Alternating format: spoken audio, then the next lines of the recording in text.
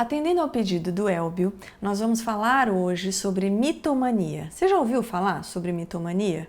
Vamos pensar sobre isso? Então, o mitômano é uma pessoa que tem uma tendência inconsciente de produzir, de fazer mentiras.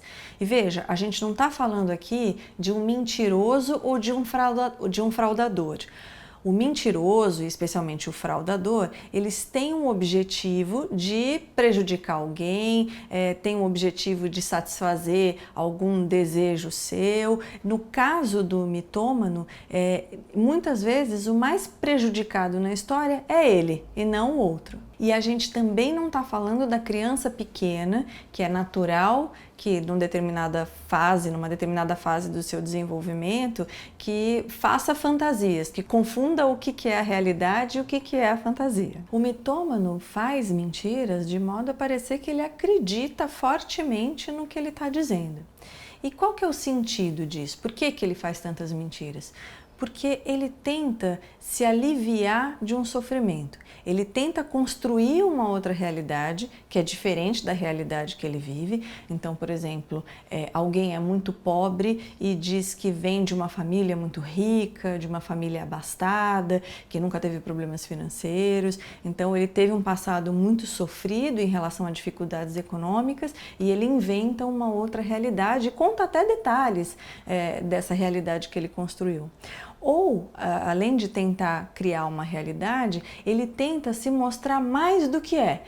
Então ele conta que é coisas, que faz coisas, que tem uma profissão, por exemplo, que ele não tem.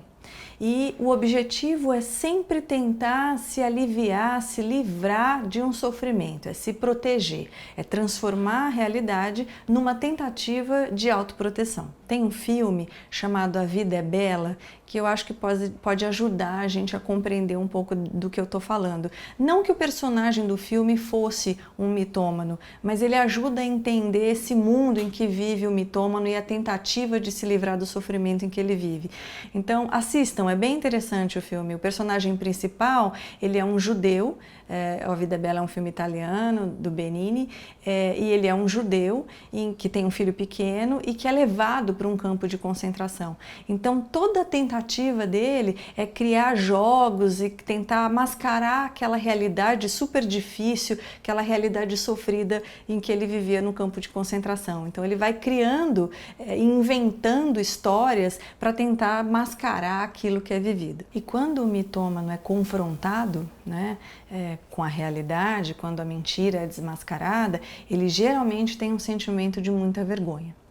E a gente está falando de uma pessoa que tem uma tendência alta à depressão, muitas vezes até a suicídio, e, portanto, uma pessoa que tem baixa autoestima. Então a gente vai vendo que o objetivo dele, na verdade, é enganar a si próprio, é tentar mudar a própria história. Ele engana o outro, mas não com o objetivo de prejudicar o outro, mas de enganar a si próprio, de negar a sua realidade.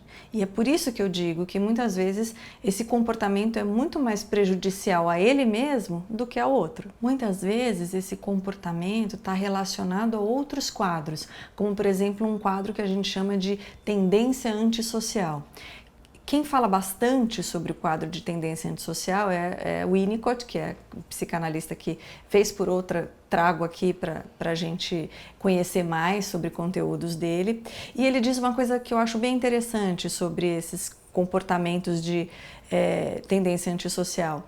Ele diz que muitas vezes essas pessoas têm esse comportamento, que pode ser, um deles pode ser esse, da mitomania, por conta de privações que foram vividas na infância. Então, ela recebeu durante, a criança, recebeu durante algum tempo afeto, segurança, mas por algum motivo, algo aconteceu ali na vida dela, que ela deixou de receber esse afeto, seja porque os pais adoeceram, seja porque houve a perda dos pais. O Winnicott trabalhava muito com crianças institucionalizadas, então eram crianças que eram tiradas dos pais e iam para uma instituição. A gente vê muito isso aqui no Brasil também, então assim, ele dizia que mais para frente essas crianças tendiam a desenvolver esse tipo de comportamento como que numa tentativa de recuperar o que foi perdido, aquele afeto que foi perdido. Era um dizer dizer para a sociedade, para o outro, que algo havia sido tirado dela. Elbia, muito obrigada pela pergunta. E você também escreva, dê sugestões, esse canal é nosso.